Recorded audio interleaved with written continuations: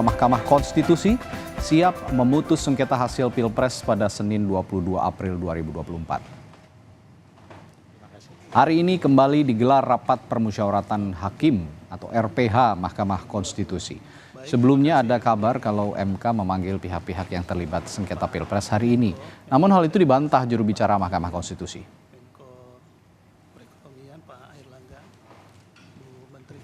Bukan dalam kapasitas yang lain.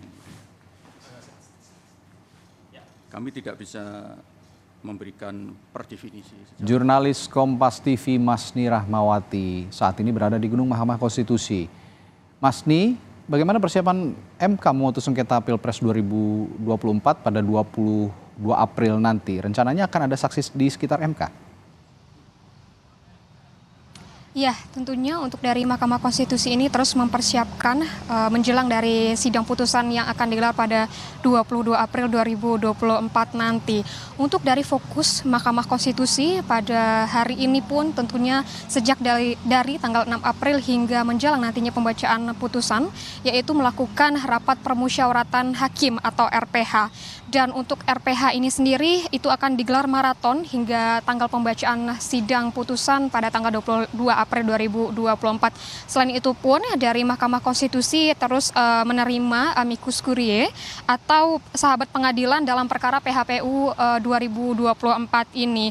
Namun MK ini menyebutkan bahwa amicus curiae ini merupakan amicus curiae terbanyak sepanjang dari MK menangani kasus PHPU, di mana dari tahun 2004 hingga tahun 2019 saja ini MK tidak menerima amicus curiae tentang dari atau berkaitan dengan PHPU yang terjadi seperti itu. Dan hingga terakhir data yang dihimpun oleh Mahkamah Konstitusi ada sekitar 33 amicus curiae yang telah diterima, namun hanya 14 yang menjadi pertimbangan dari Mahkamah Konstitusi untuk dipertimbangkan pada rapat permusyawaratan hakim, yaitu 14 yang dimana ini diterima sebelum tanggal 16 April 2024 pada pukul 16 waktu Indonesia Barat. Namun dari Mahkamah Konstitusi masih terbuka untuk dari penerimaan amicus curiae ini, dan nantinya apakah akan dipertimbangkan bagi hakim konstitusi ini memang kembali kepada otoritas hakim konstitusi apakah dipertimbangkan atau tidak. Dan jika kita berbicara mengenai aksi, memang tentunya untuk dari Mahkamah Konstitusi ini memang bersiap dan juga terus melakukan pengamanan di sekitaran gedung Mahkamah Konstitusi.